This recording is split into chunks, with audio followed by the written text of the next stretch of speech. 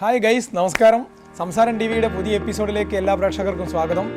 ഇന്ന് നമ്മൾ പുസ്തകങ്ങളിലൂടെ ഒക്കെ നിങ്ങൾ പാചകകലയെ പാചകം ഇഷ്ടപ്പെടുന്നവരെല്ലാം പുസ്തകത്തിലൂടെ അറിഞ്ഞിരിക്കുന്ന ഒരു വ്യക്തിത്വത്തെയാണ് നമ്മൾ പരിചയപ്പെടുത്തുന്നത്. അവരുടെ വിശിഷ്ട വിഭവങ്ങളാണ് നമ്മൾ പരിചയപ്പെടുത്തുന്നത്. അപ്പോൾ ഈ ചാനൽ സബ്സ്ക്രൈബ് ചെയ്യാത്തവർ, ആദ്യമായി കാണുന്നവരാണെങ്കിൽ സബ്സ്ക്രൈബ് ചെയ്യണം. ഈ വീഡിയോ നിങ്ങൾക്ക് ഇഷ്ടപ്പെട്ടാൽ ലൈക്ക് ചെയ്യണം, ഷെയർ ചെയ്യണം. അപ്പോൾ വിനയ് പൈ, വിനയ, PG വിനയ എന്നൊക്കെ പേരിൽ അറിയപ്പെടും. നമുക്കറിയാം, കേരളത്തിൽ പ്രശസ്തയായ ഒരു പരിശീലകയാണ് പാചകകലയിൽ. അവരുടെ തന്നെ ഒട്ടനവധി പുസ്തകങ്ങളുണ്ട്. 6 പുസ്തകങ്ങൾ വളരെ അധികം വിറ്റഴിക്കപ്പെട്ട പുസ്തകങ്ങളാണ്. അതിൽ തന്നെ അപൂർവ വിഭവങ്ങൾ, 101 ദോശ വിഭവങ്ങൾ, ചക്ക വിഭവങ്ങൾ, ഇതൊക്കെ വളരെ ഫേമസ് ആയ പുസ്തകങ്ങളാണ്. അപ്പോൾ എന്താണ് അവരുടെ ടേസ്റ്റ്, അവരുടെ പ്രത്യേകമായിട്ടുള്ള പാചകകലയുടെ വൈദഗ്ധ്യം എന്താണ് എന്നുള്ളതാണ് നമ്മളിന്ന് പരിചയപ്പെടുന്നത്. അപ്പോൾ നമ്മളിപ്പോൾ തൃശ്ശൂർ ഒല്ലൂക്കരയിലെ വിനയമ്മയുടെ വീട്ടിലാണുള്ളത്. നമുക്ക് വിനയമ്മയെന്ന് വിളിക്കാം. ആള് വരുന്നുണ്ട്. നമസ്കാരം. അപ്പോൾ സംസാരം ടി വിയിലേക്ക് പ്രത്യേകം സ്വാഗതം. നമ്മുടെ ഈ കുറേ വിഭവങ്ങളൊക്കെ ഉണ്ടാക്കി ആൾക്കാരെയൊക്കെ പഠിപ്പിച്ചിട്ടുണ്ടല്ലോ, കുറേ കാര്യങ്ങളൊക്കെ. കുറേ പുസ്തകമൊക്കെ എഴുതിയിട്ടുണ്ട്, കുറേ സ്വന്തം ഉണ്ടാക്കി വിൽപ്പന നടത്തുന്നുണ്ട്. അപ്പോൾ ഇന്ന് നമുക്ക് വേണ്ടി എന്തൊക്കെ വിഭവങ്ങളാണ് ഉണ്ടാക്കുന്നത്? ആദ്യമായി ചെയ്യുന്നത് മത്തങ്ങയുടെ കുമ്പളപ്പം എന്ന പലഹാരമാണ്. ഇതൊരു കൊങ്കൺ വിഭവമാണ്. അതിൻ്റെ പേര് കേടമ്പ് എന്നാണ് പറയാറ്. അത് ഞങ്ങളുടെ കാസ്റ്റുകാർ മാത്രമാണ് സാധാരണ ചെയ്യാറ്, മറ്റുള്ള കാസ്റ്റുകാർ ചെയ്യാറില്ല. അത് നമ്മൾ ഒന്നിലോ ഇലയിലോ അല്ലെങ്കിൽ പ്ലാവില കുത്തിയിട്ടോ അല്ലെങ്കിൽ നമുക്ക് വഴനയില്ല എന്തെങ്കിലും നമ്മളുടെ ഫ്ലേവർ എന്താണോ ഇഷ്ടം ആ ഇലകൾ നമുക്ക് ഉപയോഗിക്കാവുന്നതാണ്. ആദ്യം അരിപ്പൊടി എടുക്കുന്നു. അരിപ്പൊടിയിൽ തിളച്ച ശർക്കര നീരൊഴിക്കുന്നു. അത് കുഴച്ച ശേഷം നൂൽപുട്ടിനൊക്കെ കുഴയ്ക്കുന്ന പോലെ തന്നെയാണ് കുഴയ്ക്കാറ്. അതിന് ശേഷം തേങ്ങ, മത്തങ്ങ, ഏലക്കായ, ഇത്തിരി ഉപ്പും ചേർത്ത് കുഴച്ച് റെഡിയാക്കുക. എന്നിട്ട് അട പുഴുങ്ങുന്ന അതേ ഇതിൽ നമുക്കത് ഇതാക്കിയെടുക്കാവുന്നതാണ്. ചേച്ചീൻ്റെ പേരെന്താ? രാധ. ഓക്കെ, നമുക്ക് സ്റ്റാർട്ട് ചെയ്യാം. വെള്ളം ഇട്ട ശേഷം അതിലേക്ക് ആവശ്യമായ വെള്ളം ഒഴിക്കുന്നു. അപ്പോൾ വിനയമ്മ എത്ര കാലം ഈ പാചകമൊക്കെ പഠിപ്പിക്കാൻ തുടങ്ങിയിട്ട് എത്രയായി? പഠിപ്പിക്കാൻ തുടങ്ങിയിട്ട് 37 കൊല്ലമായി. 37 കൊല്ലമായി. ഇപ്പോൾ ഏകദേശം എത്രയാ? ഒരു 100 കണക്കിന്, ഓരോ ദോശയിലാണെങ്കിൽ 101, അങ്ങനെ ഓരോന്നിലും എത്ര തരം വിഭവങ്ങളുണ്ട്? വിഭവങ്ങൾ നമുക്ക് കിട്ടുന്ന സാധനത്തിനനുസരിച്ച് സ്വീറ്റാണോ സോറാണോ എന്ന് നോക്കിയിട്ടാണ് ഞങ്ങൾ ചെയ്യാറ്. രണ്ട് തരത്തിലുള്ളതും സ്വീറ്റായാലും സോറായാലും ചെയ്യും. ഇത് നമ്മൾ ട്രഡീഷണൽ ആയിട്ട് പഠിച്ചതാണോ? കുറേയൊക്കെ ട്രഡീഷണലാണ്. ഞങ്ങൾക്ക് 4 ഹോട്ടലുണ്ടായിരുന്നു. മുത്തച്ഛന് ഹോട്ടലായിരുന്നു.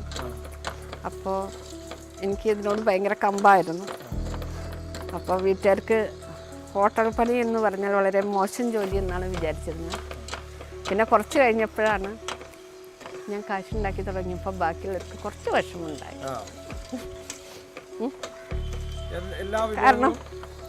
കാരണം എന്താ വെച്ചാൽ അങ്ങനെയില്ല, നമ്മൾ ആളുകളുടെ ഇഷ്ടം. ഇപ്പോൾ നിങ്ങൾക്ക് എന്താണോ വേണ്ടത് അതാണ് ഞങ്ങൾ റെഡിയാക്കുക. തൃശ്ശൂരിൽ വൈകിയൊക്കെ നടന്ന സമയത്തേ, നമ്മൾ വൈകിയൊക്കെ വന്നപ്പം വിനയമ്മ കുറേ വിഭവങ്ങളൊക്കെ ആയിട്ട് വന്ന് വിൽപ്പന നടത്തുന്നുണ്ടല്ലോ. സ്വന്തം ഉണ്ടാക്കുന്ന സാധനങ്ങളെല്ലാം. അതെ, ഞാൻ അന്നൊന്നും കടകളിലേക്ക് വിൽപ്പന ഇല്ലായിരുന്നു. കൊറോണ വന്നപ്പോഴാണ് ഞങ്ങൾ കടകളിലേക്ക് കുറച്ചൊന്നും മാറി തുടങ്ങി. കാരണം ഞങ്ങൾക്ക് ഞങ്ങളുടേതായ പൈസ. എന്താണ് ഈ പുസ്തകം എഴുതാനൊക്കെ എന്താ പ്രേരണയായത്? പുസ്തകം എഴുതാൻ നോട്ട് എഴുതാത്ത പെൺകുട്ടികളുള്ളത് കൊണ്ടാണ് ഞാൻ പുസ്തകം എഴുതേണ്ടി വന്നത്. നോട്ട് ആർക്കും എഴുതാൻ ഇഷ്ടമല്ല. അപ്പോൾ അപ്പോൾ എളുപ്പമായല്ലോ. എഴുതാൻ മടിയുള്ളവർക്ക് ഉള്ളപ്പോൾ നമുക്ക് എന്താണ് ബുക്കുകൾ ഇങ്ങനെ വന്നു തുടങ്ങും. ഇപ്പോൾ 6 ഇറങ്ങിയിട്ടുണ്ട്. ഒരെണ്ണം ക്രാഫ്റ്റാണ്, ബാക്കി 7 മറ്റേ പുസ്തകങ്ങളാണ്. ഇനി 8 ഇറങ്ങാനിരിക്കുന്നുണ്ട്. 8 വർക്കിങ്ങിലാണ്. അതെ. ഒന്ന് നാടൻ വിഭവങ്ങൾ മാത്രമായിട്ട് അതിലുണ്ട് ഈ സാധനം. അതെ. പക്ഷെ അതിറങ്ങിയിട്ടില്ല. പുതിയ പുസ്തകത്തിൻ്റെ ആ ഇതിലുണ്ട്, പക്ഷെ ഇതുവരെ ആയിട്ടില്ല. കാരണം നമുക്കത് ഇതായി വരണേ ഉള്ളൂ. കാരണം കൊറോണ വന്നപ്പോൾ അവർക്ക് അപൂർവ വിഭവം എന്നുള്ള ബുക്കാണ് ആദ്യം. പിന്നെയാണ് എല്ലാവരും ചോദിച്ചത്, നിങ്ങൾ പൈ എന്നുള്ള ജാതിയിൽപ്പെട്ടവരാണല്ലോ, അപ്പോൾ നിങ്ങൾക്ക് പൈ ദോശയെക്കുറിച്ച് എഴുതി കൂടെ ചോദിച്ചു. അങ്ങനെ 101 തരം ദോശ എഴുതുമ്പോൾ 51 എഴുതണമെന്ന് വിചാരിച്ച് പുറപ്പെട്ടതാണ്. അപ്പോൾ എങ്ങനെയോ 75 അപ്പോൾ അവർ പറഞ്ഞു 75 നിർത്തണ്ട, അത് 101 ആക്കാമെന്ന് പറഞ്ഞു. അങ്ങനെ അത് 101 കൺവേർട്ട് ചെയ്തു. പിന്നെ മനസ്സിലായി എനിക്കങ്ങനെയല്ല, 101 പിന്നെയും ബാക്കിയുണ്ടെന്ന് തോന്നി തുടങ്ങി. പിന്നെ ഓരോ പ്രോഗ്രാംസ് വരുമ്പോൾ മധുരക്കിഴങ്ങിൻ്റെ ഒക്കെ ഞങ്ങൾ ഇതായിട്ട് ചെയ്യാറുണ്ട്. വെള്ളം തിളച്ചു തുടങ്ങി. അപ്പോൾ സാധാരണ നൂൽപുട്ടിന് കുഴയ്ക്കുന്ന പോലെ തന്നെയാണ് ഇതിൻ്റെയും കുഴ.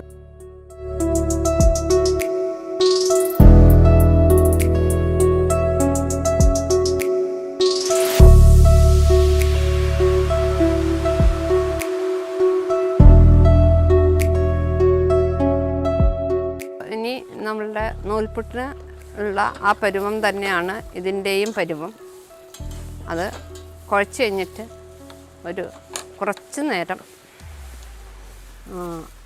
ആ പൊടി വേവാനായിട്ടൊന്ന് നമ്മൾ അനുവദിക്കുക.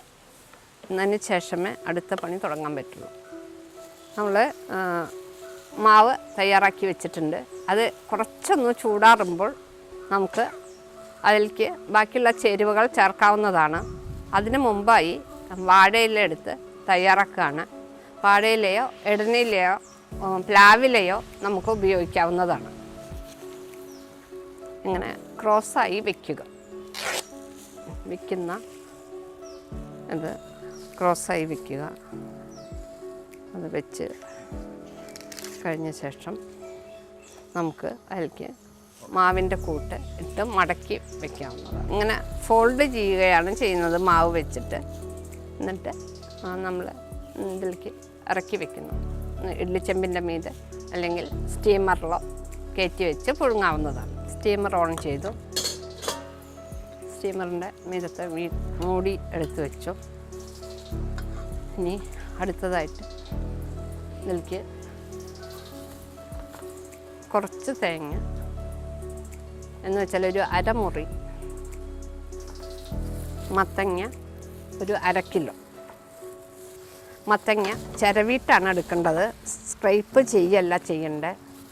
നമുക്ക് ഇതാക്കി ചെയ്യാണ് വേണ്ടത്.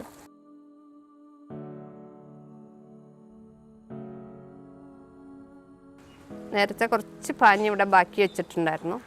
അത് ഒന്ന് അടപരുവത്തിൻ്റെ രൂപത്തിലാക്കാനായിട്ട് കുറച്ചൊഴിച്ച് ഇളക്കി നോക്കിയ ശേഷം മാത്രം ഉപയോഗിക്കുക. ഓക്കെ, ഇതാണ് ആ മാവിൻ്റെ കൺസിസ്റ്റൻസി. നമ്മുടെ നൂൽപുട്ടിനെക്കാട്ടിലും കുറച്ച് അഴവും അടയുടെ പരുവത്തിലുള്ള ഇതുമായിട്ടാണ്. അപ്പോൾ അത് നമുക്കിങ്ങനെ എടുത്താൽ ഇങ്ങനെ വീഴുന്ന പരുവമായിരിക്കണം. കയ്യിൽ നിന്ന് ഇങ്ങനെ വീഴണം. ഇനി ഏലക്കായ അതിലേക്ക് ചതച്ച് വെച്ചിരുന്ന ഏലക്കായ അതിലേക്ക് ഇടുകയാണ്. വേറെ ഇതിൽ ഒരു ഫ്ലേവറും ചേർത്താറില്ല. കാരണം മത്തങ്ങയുടെ ഫ്ലേവർ നഷ്ടപ്പെടുമെന്നുള്ളത് കൊണ്ടാണ് വേറെ ഫ്ലേവറുകൾ നൽകാത്തത്. അല്ലാന്നുണ്ടെങ്കിൽ നമുക്ക് വേറെ എന്തെങ്കിലും കറുവപ്പട്ട എന്തെങ്കിലും കൊടുത്തിട്ടുണ്ടെങ്കിൽ അതിൻ്റെ രുചി വ്യത്യാസം വരും. അതുകൊണ്ടാണ്. അപ്പോൾ അത് കാരണം ഇനി അടുത്ത പരിപാടി എന്താണെന്ന് വെച്ചാൽ 2 വാഴയില എടുക്കുക. വാഴയില എടുത്തിട്ട് പിന്നെ നടുവെ ക്രോസായി വെച്ച്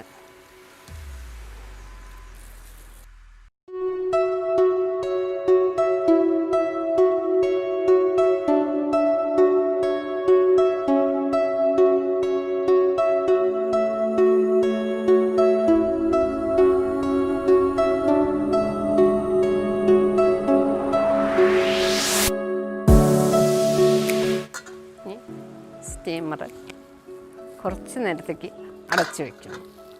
15 മിനിറ്റ് നേരമാണ് അതിൻ്റെ സമയം. 15 മിനിറ്റ് കഴിഞ്ഞാൽ അത് വേവുന്നതായിരിക്കും. അതിൻ്റെ കൂടെ വേറൊരു പലഹാരം കൂടി അതിൻ്റെ മീതെ വെക്കുന്നതായിരിക്കും. അരമണിക്കൂർ കുഴച്ച് വെച്ച ശേഷം ചപ്പാത്തിക്ക് പരത്തുന്ന പോലെ ചെറുതായി നമ്മൾ പരത്തിയെടുക്കുക. ഇതിപ്പോൾ നമ്മൾ ഒരു വിഭവം ഉണ്ടാക്കാൻ നോക്കിയിട്ട് രണ്ടെണ്ണമായി അപ്പോൾ അല്ലേ? 2 വിഭവമാണ്. രണ്ടാമത്തെ വിഭവം നമ്മൾ സെൻറ്റർ കട്ട് ചെയ്യുന്നു. ഇതിലേക്ക് നമ്മൾ വെക്കുകയാണ്. ഇത് വെച്ച ശേഷം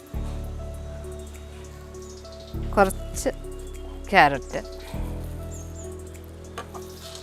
കുറച്ച് ബീറ്റ്റൂട്ട്,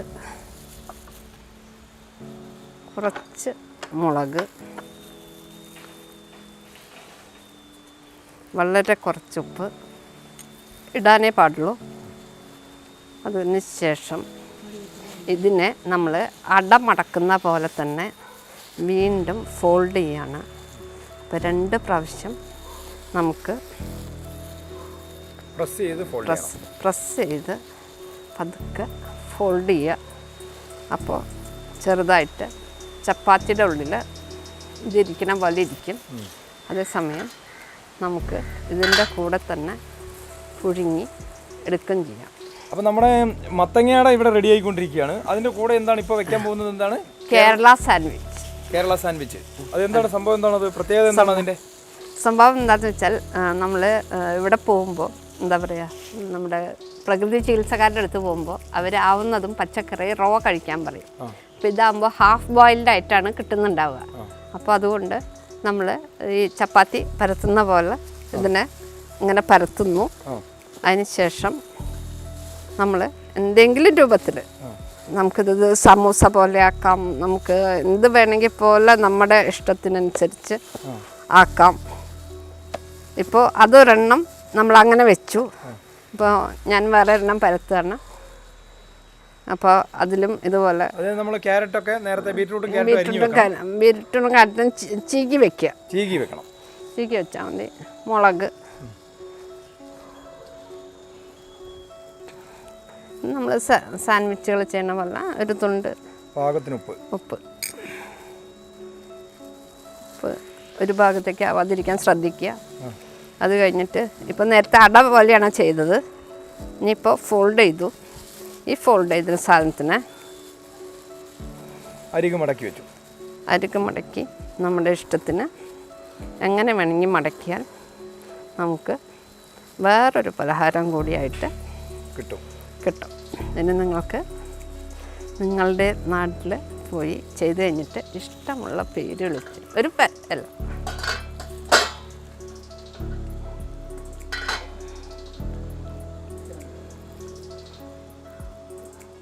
ഒരേ സാധനമാണ്. മാവൊന്നും എളുപ്പത്തിൽ ചെയ്യാം. ഇതാർക്കും എളുപ്പത്തിൽ ചെയ്യാം. വെറും ഗോതമ്പ് മാവ് മാത്രം മതി. വെറും ഗോതമ്പ് മാവ് മാത്രം മതി. എന്തെങ്കിലും പച്ചക്കറികൾ നമുക്ക് കഴിക്കാവുന്ന ഏത് പച്ചക്കറി ഇതുപോലെ നമുക്ക് കയറ്റി വെക്കാവുന്നതാണ്. അപ്പോൾ ഇപ്പോൾ ഒരു ചെമ്പിൽ നമുക്ക് ട്രിപ്പിളായി. ഡബിൾ ചെയ്യാൻ പോയി, പക്ഷെ ട്രിപ്പിളായി. അപ്പോൾ ഇതാണ് വിനയമ്മയുടെ പ്രത്യേകത. പണ്ട് 50 പുസ്തകം എഴുതാൻ പോയി, 75 എഴുതി, പിന്നെ 101ആയി. അതുപോലെ തന്നെയാണ് ഓരോ വിഭവം ഓരോ ദിവസവും പുതിയതായിട്ട് ഉണ്ടായിക്കൊണ്ടിരിക്കുകയാണ്. കാരണം എന്താണെന്ന് വെച്ചാൽ ഇപ്പം നിങ്ങളത് ചപ്പാത്തി പോലെ ഈ ഭക്ഷണങ്ങളുടെ കാര്യത്തിൽ ഒരു ഗവേഷണം നടത്തുന്നുണ്ടോ? കാശിന്റെ പോരായുണ്ട്. അല്ല ശ്രീരാഗ, കാശുണ്ടായിരുന്നെങ്കിൽ ഞാനൊന്ന് പരീക്ഷിച്ചാണ്. കാരണം ഈ ലോകത്തിലുള്ള മുഴുവൻ സാധനം എനിക്ക് കിട്ടിയിരുന്നെങ്കിൽ മതിയായിരുന്നു. അപ്പം ഞാൻ പുതിയ സാധനങ്ങൾ. എന്നാൽ ഈ പരിമിതികൾക്കുള്ളിൽ നിന്നുകൊണ്ട് കുറേ കാര്യങ്ങൾ ചെയ്യുന്നുണ്ടല്ലോ. എന്തൊക്കെ കാര്യങ്ങളൊക്കെ ചെയ്തുകൊണ്ടിരിക്കുന്നത്? ഒന്നും ചെയ്യുന്നില്ല. നെല്ലിക്ക കാന്താരി, ജിഞ്ചർ ലെമൺ, പിന്നെ നന്നാരി, 3 ജ്യൂസ് സ്ഥിരം വിൽപ്പനയുണ്ട്. പിന്നെ ചോദിക്കുന്നവർക്ക് ലോട്ടസ്, ഹൈബിസ്കസ്, തുളസി, പിന്നെ അങ്ങനെയൊന്നുമില്ല എന്ന് വെച്ചാൽ കുമ്പളങ്ങ ജ്യൂസോ പിണ്ടിനീരോ ഓരോ രോഗികളുടേതായ പ്രകൃതി ചികിത്സക്കാർ പഠിപ്പിക്കുന്നതാണ് ഇങ്ങനത്തെ ഭക്ഷണങ്ങൾ. അപ്പോൾ നമുക്ക് അടുത്ത എപ്പിസോഡിൽ നമുക്ക് ഇതൊക്കെ അതുണ്ടാക്കുന്ന ആ ജ്യൂസൊക്കെ ഉണ്ടാക്കുന്ന രീതിയൊക്കെ നമുക്ക് പഠിപ്പിക്കാൻ പറ്റും, കാണിക്കാൻ പറ്റും. ഓക്കെ. അപ്പം സംസാരം ടി വിയിലെ പ്രേക്ഷകർക്ക് ഇനിയും കുറേ വിഭവങ്ങൾ വിനയമ്മയുടെ ഭാഗത്തു നിന്നുണ്ട്. അപ്പോൾ വിനയമ്മ ശരിക്കും പറഞ്ഞാൽ കേരളത്തിലെ ഒരു എന്താ പറയുക ചീഫ് ഷെഫ് മാസ്റ്റർ ട്രെയിനർ ആവോ. പിന്നെ അതാണല്ലോ ഇപ്പോൾ 15 മിനിറ്റ് കിട്ടത്തക്ക വിധം ആദ്യത്തേനെ കണക്കാക്കില്ല. ലാസ്റ്റ് സാധനത്തിന് നമ്മൾ വെക്കുന്ന ടൈം നോക്കിയിട്ട് വേണം 15 മിനിറ്റ് കാൽക്കുലേറ്റ് ചെയ്യുന്നതിന് വേണ്ടിയിട്ട്. അതിനനുസരിച്ച് അതെടുക്കുകയാണെങ്കിൽ എല്ലാ സാധനങ്ങളും വെന്തിരിക്കും. മത്തങ്ങ പോലെയുള്ള ചില പച്ചക്കറികളോ അല്ലെങ്കിൽ ചുരക്ക, ചില പച്ചക്കറികൾ പപ്പായ പോലത്തെ പച്ചക്കറികളൊക്കെ കുട്ടികൾ കഴിക്കുന്നില്ല എന്നുണ്ടെങ്കിൽ ചെനച്ച പപ്പായ ആണെങ്കിലും ഇതേപോലെ ചരവി ചേർത്ത് നമുക്ക് ഭക്ഷണങ്ങൾ തയ്യാറാക്കാവുന്നതാണ്. നമ്മൾ നേരത്തെ വെച്ചിരുന്ന അട തയ്യാറായി കഴിഞ്ഞിട്ടുണ്ട്.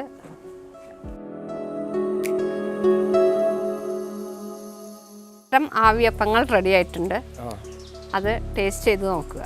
ഇതിലിപ്പം ഒന്ന് നമ്മൾ മത്തങ്ങ അട, പിന്നെ ബീറ്റ്റൂട്ട് ക്യാരറ്റ് ചേർത്തുള്ള ഒരു ഡിസൈൻ, ബീറ്റ്റൂട്ട് ക്യാരറ്റ് ചേർത്തുള്ള മറ്റൊരു ഡിസൈൻ. ആദ്യം നമുക്കിത് ടേസ്റ്റ് ചെയ്ത് നോക്കാം.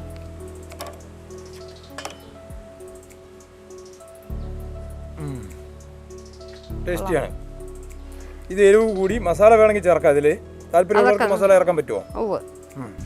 ഇത് വെജിറ്റബിൾസ് ഏത് ടൈപ്പ് ആണേലും നമുക്ക് കഴിക്കാൻ പറ്റാവുന്ന വെജിറ്റബിൾസ് എന്ന് വെച്ചാൽ നമ്മളുടെ കക്കിരിയോ എന്തെങ്കിലുമൊക്കെ ഇതുപോലെ ചീകിയിട്ട് നമുക്കിതുപോലെ ഇതിൻ്റെ ഉള്ളിൽ വെച്ച് ചപ്പാത്തിയുടെ ഉള്ളിൽ വെച്ച് ചെയ്യുന്ന പോലെ ചെയ്ത് പുഴുങ്ങിയെടുക്കാം. അപ്പോൾ എണ്ണമെഴുക്കില്ലാത്ത ഭക്ഷണമായിട്ട് നമുക്ക് കഴിക്കുകയും ചെയ്യാം. പ്രഷറുകാർക്കാണെങ്കിൽ ഇന്ദുപ്പ് ഇട്ടിട്ട് എടുക്കാവുന്നതാണ്, അല്ലെങ്കിൽ സാധാ ഉപ്പിട്ടെടുത്ത് നമുക്ക് ഉപയോഗിക്കാവുന്നതാണ്. ഫ്ലേവറുകൾ നമുക്ക് ചേർക്കുന്നത് ഇതിൻ്റെ കൂടെ എങ്ങനെ വേണമെങ്കിൽ മാറ്റി മറിച്ചും ചെയ്യാവുന്നതാണ്. പല വിധത്തിലുള്ള അതിൻ്റെ പേര് കേരള സാൻഡ്വിച്ച് എന്നാണ് പണ്ട് കാലത്ത് ഉണ്ടായിരുന്ന ഒരു ഭക്ഷണമാണത്. അത് മത്തൻ്റെ കുമ്പളപ്പം എന്ന് പറഞ്ഞാൽ നമ്മൾ മറ്റേ വനയിലയിൽ ചെയ്യേണ്ടി വരും. അല്ല ഇങ്ങനെയാണെന്നുണ്ടെങ്കിൽ ഇങ്ങനെ ചതുരം പോലെയായിട്ടേ കിട്ടുള്ളൂ. പക്ഷെ ഇങ്ങനെ ആക്കി കഴിഞ്ഞാൽ ഇതിൻ്റെ നടുമുറിച്ച് നെയ്യിട്ട് ചുട്ടെടുക്കാവുന്നതാണ്. പക്ഷെ അത് മറ്റേതിൽ പറ്റില്ല. വനയിൽ ചെയ്യുമ്പോൾ അതിന് ഷേപ്പ് അങ്ങനെ ഇല്ലാത്തതുകൊണ്ട് ഇത് ഇങ്ങനെ ഷേപ്പായ കാരണം നമുക്ക് ഇങ്ങനെ ഇപ്പോൾ ഇന്ന് ഇത്തിരി ബാക്കി ബാലൻസ് വന്നിട്ടുണ്ടെങ്കിൽ നല്ല ടേസ്റ്റിയാണ് മത്തനട. അപ്പോൾ ഒരു ചട്ടിയിൽ 3 തരം, ഒരു ചെമ്പിൽ 3 തരം അട നമ്മൾ കഴിച്ചു. നല്ല അടിപൊളിയായിട്ടുണ്ട്. അപ്പോൾ വിനയമ്മ വേറെയും കുറേ ഭക്ഷണങ്ങളൊക്കെ ഉണ്ടാക്കുന്നുണ്ടല്ലേ? എത്ര ആയിരക്കണക്കിന് എന്ന് നമുക്ക് വേണമെങ്കിൽ പറയാം. ചില വീട്ടമ്മമാരെ കുറിച്ച് പറയുമ്പം 100 കണക്കിന് എന്നാണ് പറയുക. നമ്മൾ വിനയമ്മയെക്കുറിച്ച് പറയുമ്പം ആയിരക്കണക്കിനാണുള്ളത്. വിനയമ്മ കുറേ ജ്യൂസ് വീട്ടിലൊക്കെ ഉണ്ടാക്കാൻ പറ്റുന്ന കുറേ ജ്യൂസുകളൊക്കെ ഉണ്ടാക്കുന്നുണ്ട്. അപ്പം പലതരം ജ്യൂസുകളുണ്ട്. ഇതൊക്കെ വിനയമ്മ ഉണ്ടാക്കിക്കൊണ്ടിരിക്കുന്നതാണ്. ഇതൊക്കെ വീട്ടിലുണ്ടാക്കുന്നതല്ലേ? ഇവിടെ ഉണ്ടാക്കുന്നതാണ്. ഇത് നെല്ലിക്ക കാന്താരിയാണ്. ടേസ്റ്റ് ഓഫ് കേരള എന്നാണ് ഇതിൻ്റെ പേര്. അപ്പോൾ ഇത് നമ്മൾ ഈ അടുത്ത എപ്പിസോഡുകളിൽ ഇതൊക്കെ ഉണ്ടാക്കുന്ന വിധ ആളുകൾക്കൊന്ന് പരിചയപ്പെടുത്തി കൊടുക്കണം നമുക്ക്.